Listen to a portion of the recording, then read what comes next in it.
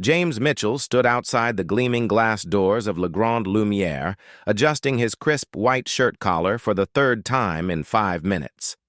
The five-star restaurant's golden nameplate caught the late afternoon sunlight, casting elegant shadows across the marble entrance. After 12 years of faithful service as a Queen's Guard at Buckingham Palace, James had never felt more nervous than he did right now. His girlfriend Sarah squeezed his hand gently, her emerald dress flowing gracefully in the light breeze. "You look perfect, James. Stop worrying." She had been planning this celebration dinner for weeks, ever since James received the news about his promotion to senior guard. It was a significant achievement, one that came with greater responsibilities and recognition within the royal household. The couple had saved for months to afford this evening at London's most prestigious dining establishment. Le Grand Lumière was known for hosting celebrities, politicians, and members of high society. Its reputation for exceptional cuisine and impeccable service made it the perfect place to commemorate James's career milestone. As they approached the entrance, James caught sight of his reflection in the polished doors. His muscular frame, built from years of rigorous training and ceremonial duties, filled out his civilian clothes well. He had chosen his finest suit, a navy blue ensemble that Sarah had helped him select.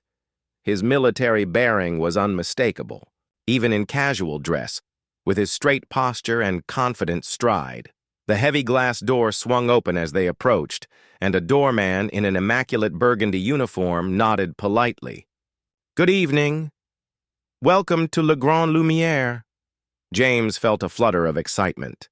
This was it, the beginning of what he hoped would be a perfect evening. Inside, the restaurant exceeded every expectation.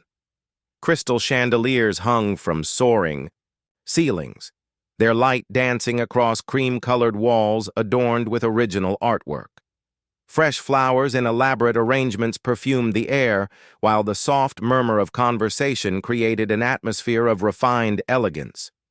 Waiters in pristine white jackets moved silently between tables, attending to guests with practiced precision. James and Sarah made their way to the reception desk, where a tall, impeccably dressed maitre d' stood reviewing reservation books. His silver hair was swept back perfectly, and his black suit appeared to have been tailored by master craftsmen. A small golden name tag identified him as Mr. Rothwell. "Good evening," James said with a warm smile. "We have a reservation for Mitchell. Party of 2 at 7 o'clock. Mr. Rothwell's pale blue eyes swept over James from head to toe, his expression shifting almost imperceptibly. He consulted his leather-bound reservation book with deliberate slowness, running his finger down the columns of names. The silence stretched uncomfortably as other guests were seated around them. "Mitchell, you said?"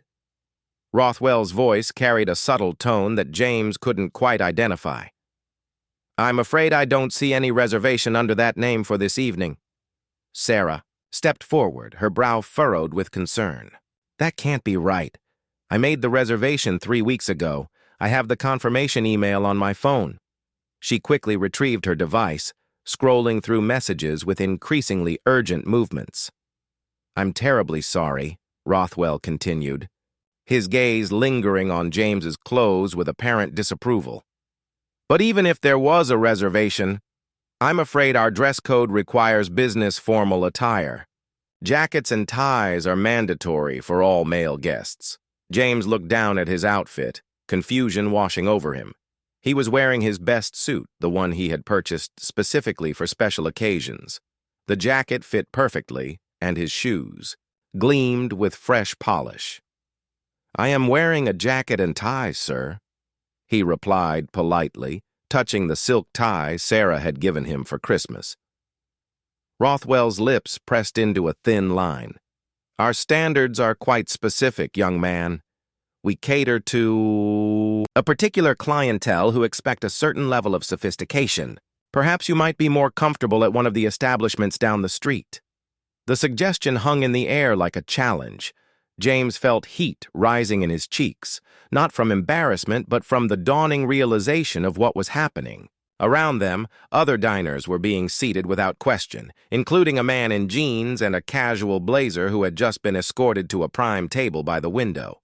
Sarah found her confirmation email and held out her phone with trembling fingers. "Here it is. Reservation for Mitchell, 2 guests, 7 p.m. tonight. I even received a confirmation call yesterday." Rothwell barely glanced at the screen. "As I explained, we have dress code requirements that must be maintained. I cannot make exceptions, regardless of any alleged reservations." The word "alleged" struck James like a physical blow. In his years of service at Buckingham Palace, he had learned to read people quickly and accurately. The hostility in Rothwell's manner was unmistakable, though carefully concealed beneath a veneer of professional courtesy.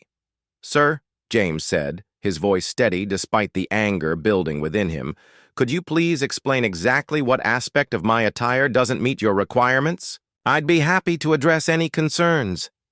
Other patrons were beginning to notice the commotion. A couple at a nearby table whispered to each other while stealing glances at the unfolding scene. The elegant atmosphere of the restaurant suddenly felt oppressive, as if the very air was thick with judgment and prejudice. Rothwell straightened to his full height, clearly relishing his position of authority. "I'm afraid our requirements are quite clear to those who belong here.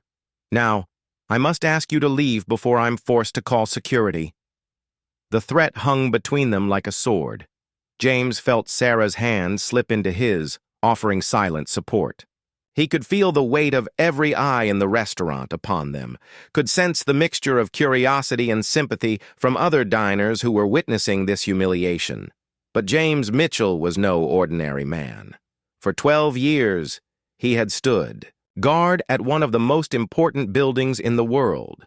He had protected royalty, hosted foreign dignitaries, and represented the very best of British tradition and honor. He would not be intimidated by a prejudiced restaurant manager, no matter how expensive the establishment. Taking a deep breath, James made a decision that would change everything. He reached into his jacket pocket and withdrew his wallet. Not to leave money, but to show Rothwell something that would soon turn this entire situation upside down. James's hand moved deliberately to his wallet, extracting a small, official-looking identification card. The gold emblem of the British crown gleamed under the restaurant's lights as he held it steady for Rothwell to see. The maitre d's eyes widened as he read the words, "Her Majesty's Guard, Buckingham Palace," printed in elegant script below James's photograph. "Perhaps," James said quietly, his voice carrying the authority of someone accustomed to respect, "you would like to reconsider your assessment of my suitability for your establishment." Rothwell's face went through a series of rapid changes, like watching time-lapse photography of changing weather. The arrogant confidence drained away, replaced by something approaching panic. His pale complexion became even whiter as he realized the magnitude of his error. That is to say," Rothwell stammered, his carefully cultivated composure crumbling. "Surely you understand we have protocols." But James was no longer interested in explanations. The damage had been done, and the humiliation he and Sarah had endured was not something that could be erased by a sudden change in attitude. Around them, other diners were watching with increased interest, some clearly recognizing the royal insignia on James's identification. Sarah stood closer to James, her earlier nervousness replaced by quiet pride in her boyfriend's dignity under pressure. She had always known James was special, but seeing him handle this situation with such grace made her admire him even more. "We'll be leaving now," James announced, returning his identification to his wallet. "But I think you should know that your treatment of paying customers tonight has been absolutely disgraceful." Rothwell made a desperate attempt to salvage the situation. "Please, sir, there's been a misunderstanding. Of course, we have a table available, our finest table, in fact, with compliments from the management." The offer hung in the air, but James had already made his decision. No amount of backtracking could undo the prejudice he had witnessed. More importantly, he knew that accepting Rothwell's sudden hospitality would be wrong. How many other customers had been turned away because they didn't fit this man's narrow definition of acceptability? "The misunderstanding," James replied with calm authority, "is yours alone. You judged me based on your preconceptions rather than treating me as a human, being deserving of basic respect. That tells me everything I need to know about your character and this establishment." As they turned to leave, James noticed something that made his blood boil even further. At a corner table, a young couple was also being asked to leave by another staff member. The woman was clearly fighting back tears while her companion argued quietly with the waiter. They were both well-dressed, but James suspected their treatment had nothing to do with their attire. He made a mental note of their faces, knowing that this incident went far beyond his own experience. This was about systematic discrimination, about a business that believed it could treat customers poorly based on arbitrary judgments about their social status or background. Outside the restaurant, Sarah finally spoke. "James, I'm so sorry. I had no idea they would treat us like that." "It's not your fault," James assured her, wrapping his arm around her shoulders. "You couldn't have known what kind of people run that place." But privately, James was formulating a plan. His years in the Queen's Guard had taught him about duty, honor, and the importance of standing up for what was right. This situation demanded action, not just for his own dignity, but for every person who might face similar treatment in the future. They walked several blocks before finding a small family-owned Italian restaurant with warm lighting and the inviting aroma of fresh garlic and herbs. The owner, a cheerful man named Giuseppe, greeted them personally and insisted they try his special pasta dish. The contrast with their previous experience couldn't have been more stark. Over dinner, James shared stories from his work at Buckingham Palace, carefully avoiding any sensitive security details. He told Sarah about the changing of the guard ceremonies, the visiting dignitaries he had met, and the pride he felt in serving his country. It was during dessert that he mentioned his plan. "I'm going to report what happened tonight," he told Sarah, spooning tiramisu thoughtfully. "Not just as a complaint, but through official channels." Sarah raised an eyebrow. "Official channels? What do you mean?" James smiled, but there was steel behind his expression. "When you work for the royal household, you learn that certain behaviors reflect poorly on British values and institutions. Discrimination and prejudice are exactly the kinds of things that concern my superiors." He explained that members of the Queen's Guard were expected to uphold the highest standards of conduct, both on and off duty. Part of their training included understanding their role as representatives of British values, including fairness, equality, and respect for all people. When businesses publicly discriminated against members of the royal staff, it became a matter of institutional concern. "You mean you're going to tell Buckingham Palace about what happened?" Sarah asked, her eyes widening with realization. "I'm going to file a formal incident report," James confirmed. "It's standard procedure when we encounter situations that might impact the reputation or dignity of our service. My commanding officer will review it and decide on appropriate action." The next morning, James sat at his small desk in the guards' quarters, carefully typing his report on the official letterhead.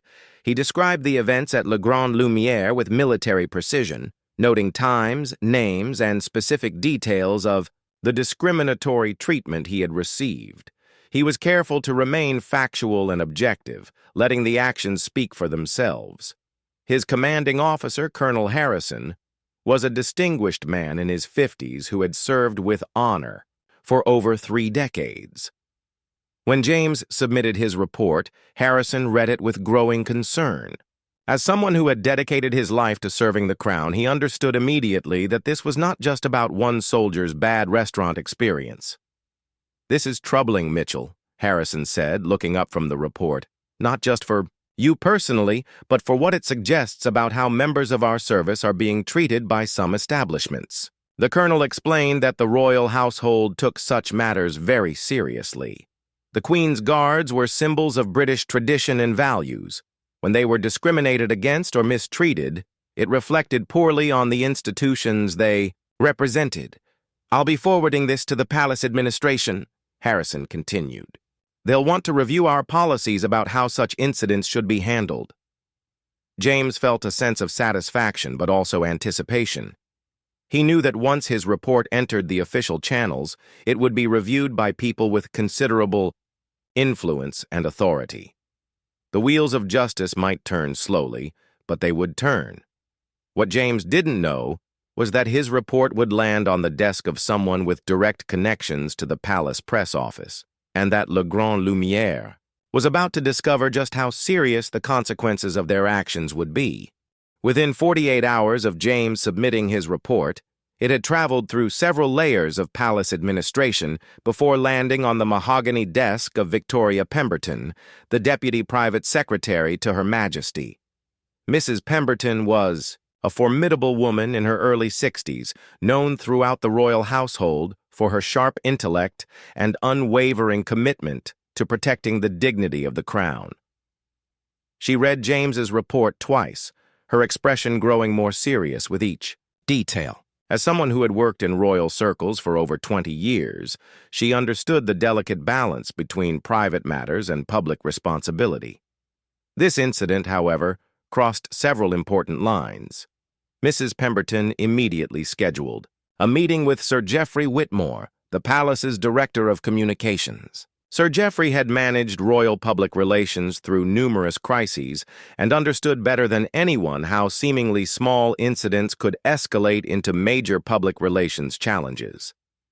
"The problem," Mrs. Pemberton explained as they reviewed the file together, "is not just the discrimination itself, but what it represents. If members of our household guard are being treated this way at supposedly respectable establishments, it suggests a broader problem with how our people are perceived and respected in society." Sir Geoffrey nodded grimly. "It also raises questions about whether this restaurant has a pattern of discriminatory behavior. If they're willing to treat a Queen's Guard this poorly, what about ordinary citizens who don't have official protection? They decided to conduct a discreet investigation before taking any formal action. Within hours, a junior press officer was dispatched to Le Grand Lumière under the guise of a potential corporate booking inquiry. What she discovered was deeply troubling. Speaking with several former employees who had recently left the restaurant, the press officer learned that Rothwell had a well-documented history of turning away customers based on their appearance, accent, or perceived social status. Multiple staff members reported feeling uncomfortable with his instructions to maintain standards that seemed to target people of certain backgrounds. One former waitress, Maria Santos, was particularly forthcoming. She had worked at Le Grand Lumière for 2 years before quitting in disgust over the management's treatment of customers. "Mr. Rothwell would look at people and decide within seconds whether they belonged there," she explained. "It didn't matter how well they were dressed or how much money they had. If he didn't like the way they looked or sounded, he'd find reasons to turn them away." Maria described numerous incidents similar to James's experience. Young professionals, elderly couples, and families from diverse backgrounds had all been subjected to Rothwell's arbitrary judgments. The most heartbreaking case involved an elderly war veteran who had saved for months to take his wife to Le Grand Lumière for their golden wedding anniversary, only to be turned away because his suit was not quite suitable. Armed with this additional information, Mrs. Pemberton and Sir Geoffrey faced a decision. They could handle this quietly through private channels, or they could use the incident to make a broader statement about values and discrimination. Choice was made easier when they learned that Le Grand Lumière had recently applied for a royal warrant, the prestigious designation that would allow them to claim official recognition from the royal household. "They want to associate themselves with the crown when it suits their commercial interests," Sir Geoffrey observed. "But they don't seem to understand the responsibilities that come with that association." Mrs. Pemberton picked up her secure phone and dialed a number known only to a select few palace staff. The conversation was brief but significant. Within an hour, she had approval for a course of action that would send a clear message about the standards expected of businesses that wished to associate themselves with the royal family. The next morning, James received an unexpected call to report to Colonel Harrison's office. When he arrived, he was surprised to find Mrs. Pemberton waiting alongside his commanding officer. He had never met anyone of such senior rank within the palace administration, and her presence immediately signaled the seriousness of the situation. "Guardsman Mitchell," Mrs. Pemberton began, "your report has been reviewed at the highest levels of palace administration. We want you to know that the treatment you received was entirely unacceptable and does not reflect the respect that members of our household should expect from the public." She explained that the palace had decided to take formal action, not just regarding James's specific incident, but as part of a broader initiative to address discrimination in businesses that sought royal recognition or association. "This is about more than your individual experience," she continued. "This is about ensuring that all citizens are treated with dignity and respect, regardless of their background or appearance." James was told that Le Grand Lumiere's application for a royal warrant would be officially rejected and that the reasons would be made clear to other businesses applying for similar recognition. More significantly, the palace press office was preparing a statement that would be released to selected media outlets. "We're not seeking to destroy anyone's business," Mrs. Pemberton clarified, "but we believe this incident provides an opportunity to reinforce important messages about equality and respect. Sometimes, significant change requires public awareness and accountability." The statement, when it was released 3 days later, was carefully worded but unmistakably clear. It acknowledged that a member of the Queen's Guard had experienced discrimination at a London restaurant and emphasized the royal household's commitment to supporting businesses that demonstrated inclusive values and respect for all customers. The media response was immediate and intense. Within hours, reporters had identified Le Grand Lumiere as the restaurant in question. Phone calls flooded the establishment's reservation lines. Social media erupted with discussions about discrimination in high-end dining and investigative. Journalists began reaching out to former employees and customers.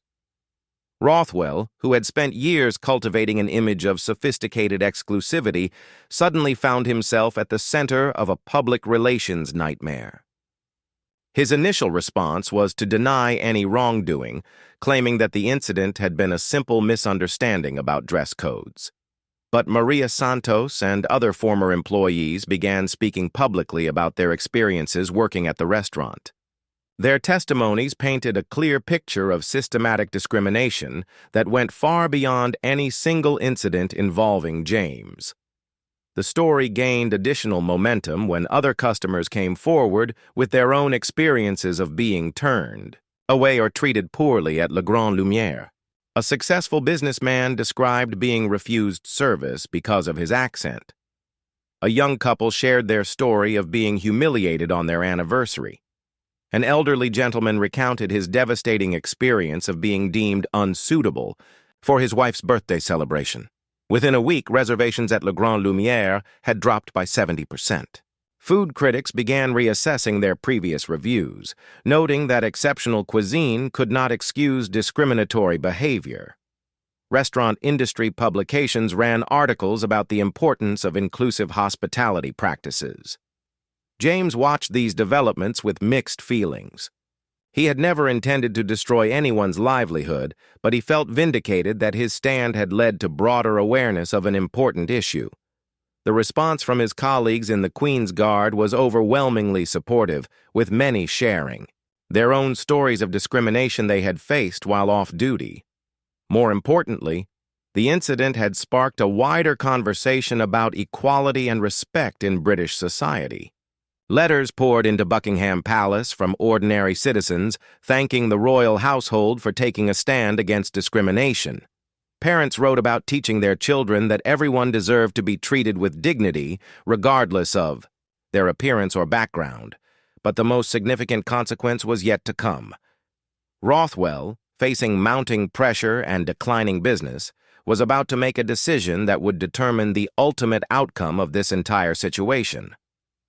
Rothwell stood in his empty restaurant, staring at row after row of vacant tables that should have been filled with the evening's dinner guests. The pristine white tablecloths and gleaming crystal glasses seemed to mock him in their unused perfection. In just 10 days, his world had been turned completely upside down. The phone calls had stopped coming. The reservation book, once filled weeks in advance with the names of London's elite, now showed page after page of cancellations. Corporate clients who had regularly hosted business dinners at Le Grand Lumière were quietly moving their events elsewhere. Even his most loyal customers, people who had dined at his establishment for years, were avoiding the restaurant until the controversy died down. His staff was growing restless.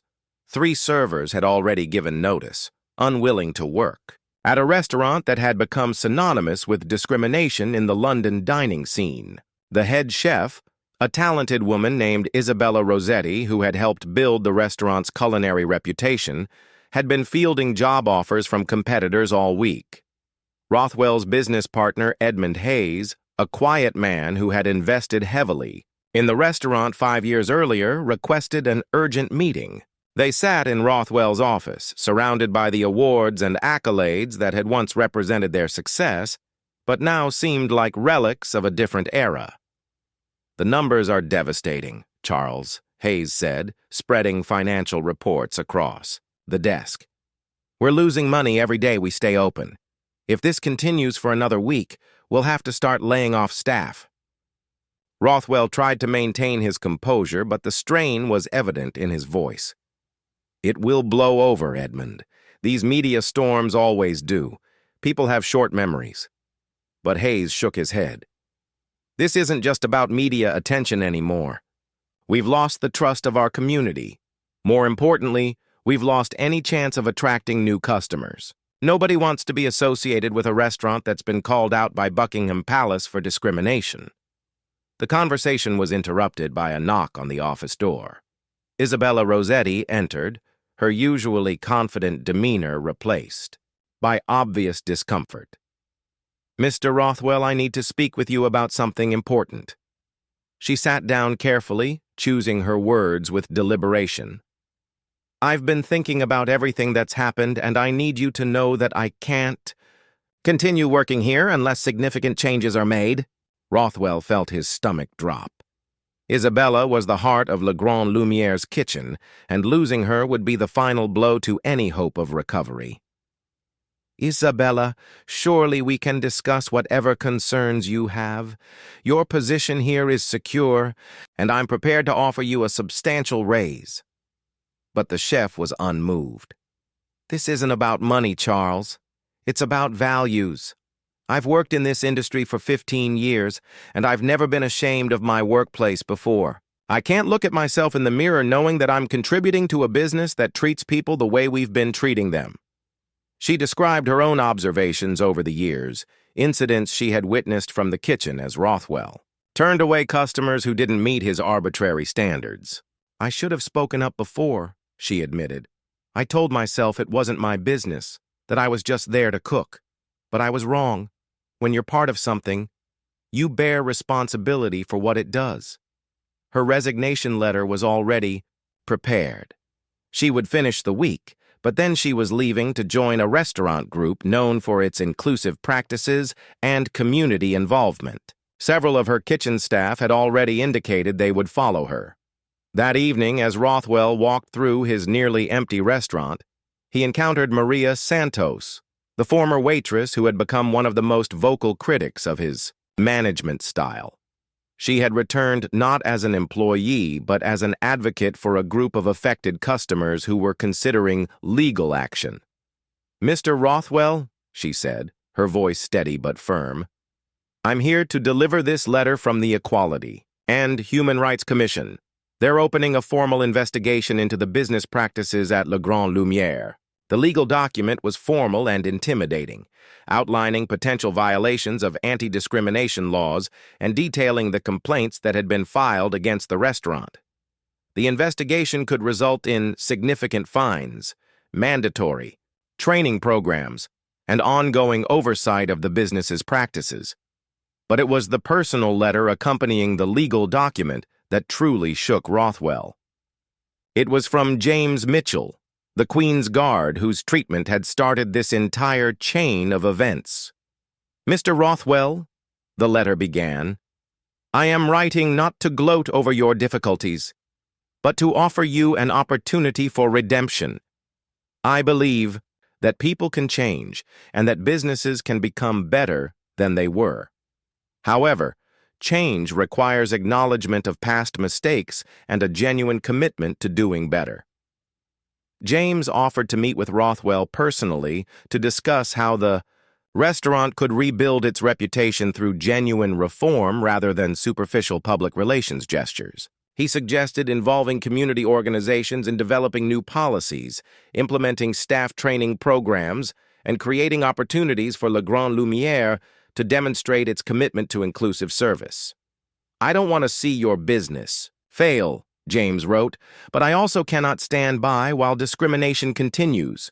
You have a choice to make about what kind of establishment you want to run and what values you want to represent." Rothwell read the letter 3 times, each reading revealing new layers of dignity and wisdom in James's words. This was not the voice of someone seeking revenge, but of someone genuinely interested in positive change. It was the kind of mature, thoughtful response that Rothwell realized he should have expected from someone trained to serve the crown. The contrast between James's gracious offer and his own behavior that evening was stark and painful. Rothwell began to see himself as others had seen him, a man who had allowed prejudice and arrogance to corrupt his judgment and his business. He spent the next 2 days in deep reflection, barely sleeping as he contemplated the path forward. His wife, Margaret, who had initially supported his position, began urging him to accept James's offer. "You've always prided yourself on being a fair man, Charles," she said gently. "This is your chance to prove that." On Thursday morning, Rothwell called James Mitchell's number, which had been included in the letter. When James answered, his voice was polite but cautious. "Mr. Mitchell," Rothwell began, his voice heavy with emotion, "I would like to accept your offer to meet. I realize now that I have been wrong, not just about that evening, but about many things. I need to understand how to make this right, not just for you, but for everyone I've wronged."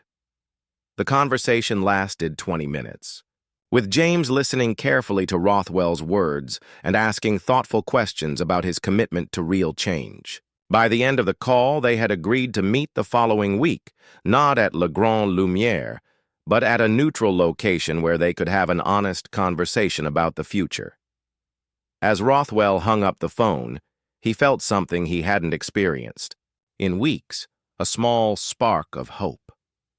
The road to redemption would be long and difficult, but James Mitchell had shown him that it was possible. The question now was whether he had the courage and humility to walk that path, knowing that his actions would be scrutinized by a public that had already judged him harshly. The transformation of Le Grand Lumière, if it happened at all, would require more than apologies and policy changes. It would require a fundamental shift in how Rothwell saw his role as a business owner and his responsibility to his community. The meeting with James would be the first step in determining whether such a transformation was possible. The meeting took place at a quiet cafe in Covent Garden, far from the glittering world of high-end restaurants and royal palaces. James arrived first, wearing simple civilian clothes and carrying a folder of documents. When Rothwell entered, 10 minutes later, James was struck by how much the man had changed in just 2 weeks. Gone was the arrogant confidence and pristine appearance that had characterized their first encounter. Rothwell looked tired, humbled, and genuinely remorseful. His usually perfect hair was slightly disheveled, and his expensive suit seemed to hang differently on his shoulders, as if the weight of recent events had physically diminished him. "Mr. Mitchell," Rothwell said as he approached the table, "thank you for agreeing to meet with me. I know I have no right to ask for your time or understanding after what I put you through." James gestured for him to sit down, studying Rothwell's face carefully. Years of reading people in high-pressure situations had given him excellent instincts about sincerity versus manipulation. What he saw in Rothwell's eyes was genuine remorse, mixed with a desperate hope for redemption. "Before we begin," James said quietly, "I need to be clear about something.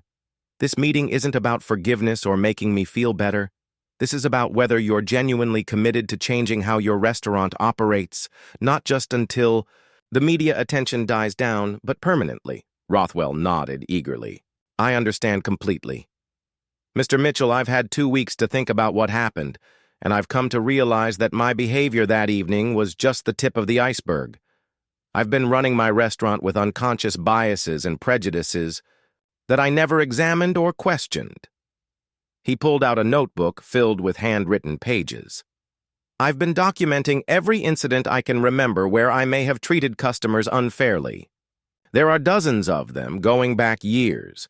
Each one represents someone whose evening I ruined because of my narrow-minded assumptions."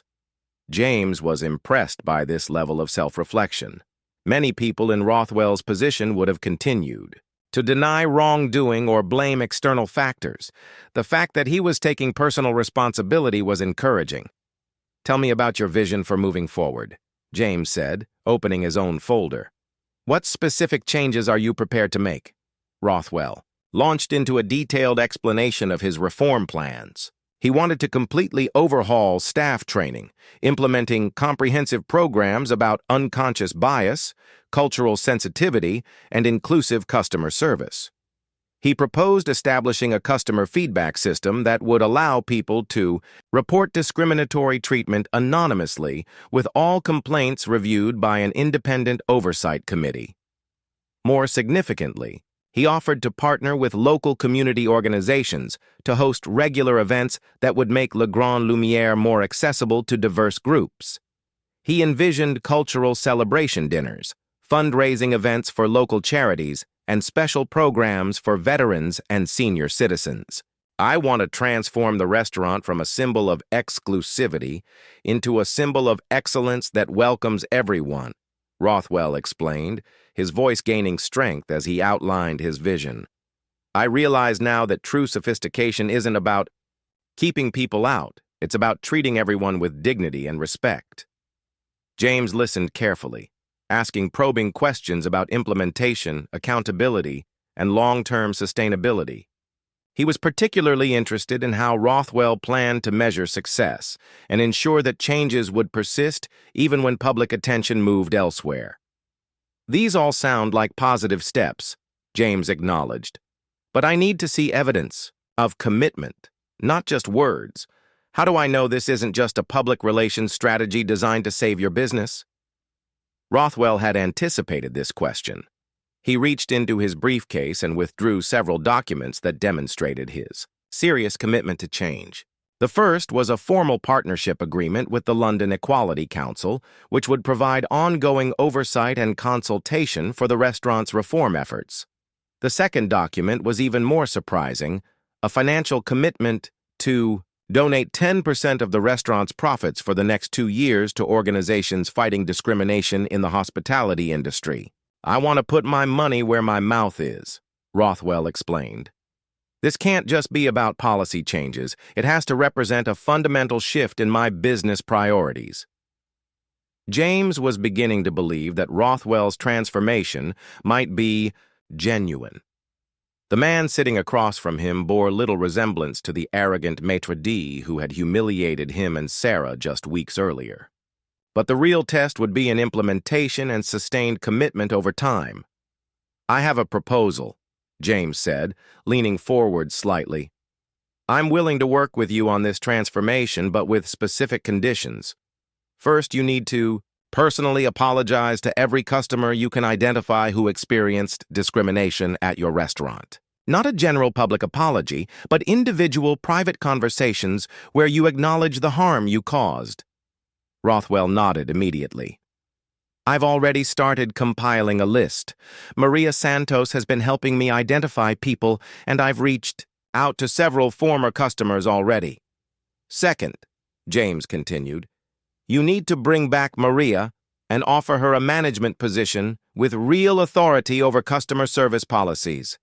She understands better than anyone how discrimination affects people, and her voice needs to be central to your reform efforts. This suggestion clearly surprised Rothwell, but after a moment's consideration, he agreed. You're right.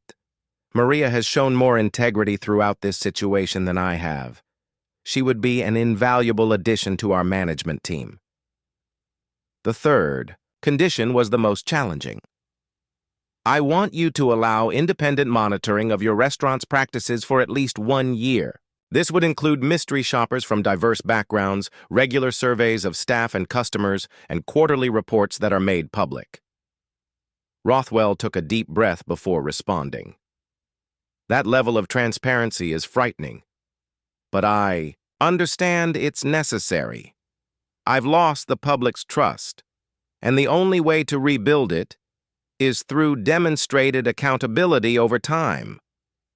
James felt a surge of respect for Rothwell's willingness to submit to such scrutiny. It would have been easy for him to reject these conditions and try to rebuild his business quietly, but his acceptance suggested a genuine commitment to change. There's one more thing, James added. I want you to hire back every staff member who quit because of your discriminatory practices, assuming they're willing to return. And I want you to establish a fund to compensate customers who were turned away unfairly. The compensation fund was a significant financial commitment, but Rothwell agreed without hesitation. It's the right thing to do. These people deserved better treatment, and I need to make amends for the harm I caused. As their conversation continued, James began to see glimpses of the man Rothwell could become. Beneath the arrogance and prejudice that had defined his behavior was someone capable of growth and genuine remorse. The transformation wouldn't be easy or quick, but it seemed possible.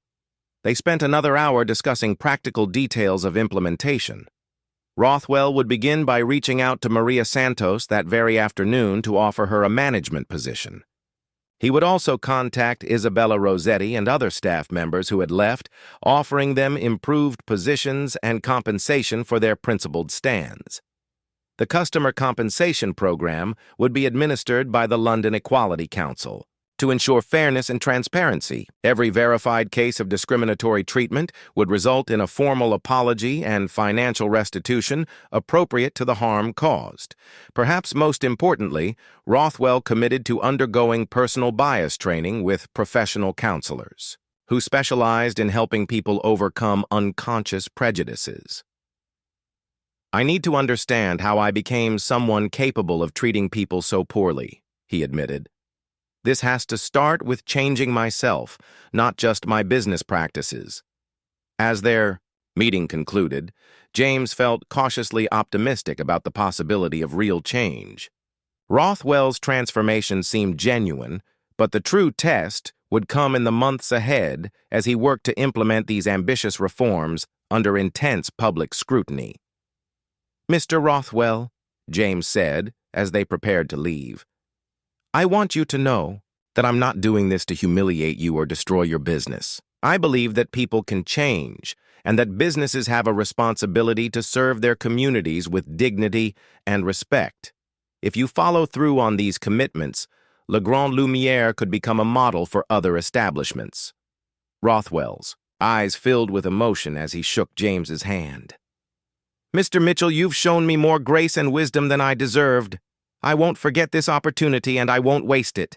The next phase of Le Grand Lumière's transformation would be the most challenging yet. Rothwell would have to prove that his words could be translated into lasting action, while James would monitor the progress and serve as an advocate for continued reform. The story that had begun with discrimination and humiliation was evolving into something more hopeful, a testament to the possibility of redemption and the power of principled individuals to create positive change in their communities. 6 months later, James Mitchell stood outside Le Grand Lumière once again, but this time the circumstances were entirely different. The restaurant's exterior looked the same, but subtle changes hinted at the transformation that had taken place. Within, A small plaque near the entrance now displayed the London Equality Council's certification of inclusive business practices, and the window featured information about upcoming community events. Sarah squeezed his arm gently as they approached the entrance. "Are you ready for this?" she asked, knowing that returning to the scene of his humiliation would stir up complex emotions, even though he was here by choice. Tonight was special for multiple reasons. Le Grand Lumière was hosting its first annual Community Appreciation Dinner, an event designed to welcome local residents who might never have considered dining at such an upscale establishment.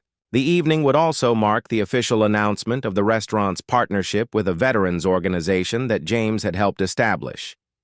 As they entered, James was greeted not by Rothwell, but by Maria Santos, who now served as the restaurant's director of guest relations. Her warm smile and confident demeanor reflected the positive changes that had swept through the establishment. "James, Sarah, welcome back," Maria said, embracing them both. "I can't tell you how much this evening means to all of us. None of this would have been possible without your courage in standing up for what was right." The transformation of the restaurant's atmosphere was immediately apparent. The same elegant decor remained, but the space felt warmer and more welcoming. Staff members reflected greater diversity, and their interactions with guests demonstrated genuine warmth rather than calculated formality. Rothwell approached their group, and James was struck again by how much the man had changed. His demeanor was humble yet confident, reflecting someone who had done the hard work of personal growth and emerged stronger for it. "Mr. Mitchell, Mrs. Patterson," Rothwell said, using Sarah's surname with careful respect. "Thank you for being here tonight. Your presence means more than you know." The evening's guests represented a cross-section of London society that would never have been welcome in the old Le Grand Lumière. Elderly couples who had saved for months to afford this experience sat, alongside young professionals, military families, and community activists. The common thread was not wealth or social status, but the shared appreciation for excellent food and respectful service. Isabella Rossetti had returned as head chef and had expanded the menu to include dishes reflecting London's diverse cultural communities. The restaurant now featured regular themed dinners celebrating different cultural traditions, with proceeds supporting local immigrant assistance programs. As dinner progressed, James observed the subtle but profound changes in how the restaurant operated. Staff members took time to explain menu items to guests who seemed unfamiliar with fine dining conventions. Children were welcomed with special accommodations rather than barely tolerated. Every interaction reflected the intensive training programs that Rothwell had implemented. During the main course, Rothwell took the stage to address the assembled guests. His speech was heartfelt and specific, acknowledging the discrimination that had previously characterized his establishment and outlining the concrete steps taken to ensure it would never happen again. 6 months ago, this restaurant was a symbol of exclusivity and prejudice, he said, his voice carrying across the silent dining room. Tonight, I hope it represents something different, a commitment to excellence that includes rather than excludes, that celebrates diversity rather than fearing it. He introduced several guests who had been victims of the restaurant's previous discriminatory practices, including the elderly veteran who had been turned away on his anniversary, and the young couple whose evening had been ruined by prejudicial treatment. Each had been personally contacted by Rothwell, had received sincere apologies and compensation, and had chosen to give the restaurant a second chance. The most moving moment came when Mrs. Eleanor Thompson, the veteran's wife, stood to speak. At 82 years old, she commanded the room with quiet dignity as she described how Rothwell's personal apology and the restaurant's transformation had restored her faith in the possibility of positive change. "My husband fought for this country's values of equality and justice," she said, her voice steady despite her emotion. "Seeing those values honored here tonight makes me proud to be British and hopeful for our future." James felt tears in his eyes as he listened to Mrs. Thompson's words. The chain of events that had begun with his own humiliation had led to something far greater than personal vindication. It had created a model for how businesses could acknowledge mistakes, make amends, and become forces for positive change in their communities. As the evening concluded, the Independent Oversight Committee presented their 6-month evaluation report. The results were remarkable, with customer satisfaction scores reaching new highs and mystery shopper evaluations consistently rating the restaurant as exemplary in its inclusive practices. More importantly, Le Grand Lumière had become a catalyst for change throughout London's hospitality industry. Other restaurants had begun implementing similar training programs and community outreach initiatives, recognizing that excellence and inclusivity were not competing values, but complementary aspects of truly exceptional service. The financial results told their own story. After initial losses during the controversy, the restaurant had not only recovered, but was now more profitable than ever before. The broader customer base and positive community reputation had created sustainable success built on genuine values, rather than artificial exclusivity. As James and Sarah prepared to leave, Rothwell approached them one final time. "Mr. Mitchell, I know I can never fully repay what you've given me, but I want you to know that this transformation has changed my life in ways that go far beyond business. I'm a better person because of your example." James clasped Rothwell's hand firmly. "We all have the capacity to grow and change, Mr. Rothwell. You've proven that with dedication and humility, anyone can overcome their past mistakes and create something positive." Walking home through the London streets, James reflected on the unexpected journey that had brought him to this moment. What had begun as a simple desire to celebrate his promotion had evolved into a powerful demonstration of the possibility for redemption and positive change. The story of Le Grand Lumière's transformation had spread far beyond London, inspiring similar changes in businesses across the country and internationally. James had received letters from people around the world who had been inspired by his principled stand and the restaurant's remarkable evolution. But perhaps the most significant impact was on James himself. The experience had reinforced his understanding of the values he served as a Queen's Guard. Values that extended far beyond ceremonial duties to encompass a commitment to justice, dignity, and the protection of all people, regardless of their background or circumstances. As they reached their apartment, Sarah turned to James with a smile. "So, was it worth it? All the stress and publicity and time you invested in this?"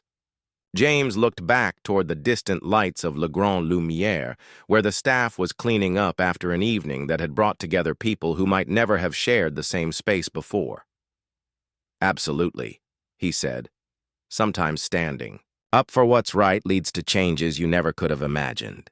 The Royal Guard, who had been rejected at a 5-star restaurant, had not only achieved justice for himself, but had helped create a lasting legacy of positive change that would benefit countless others for years to come.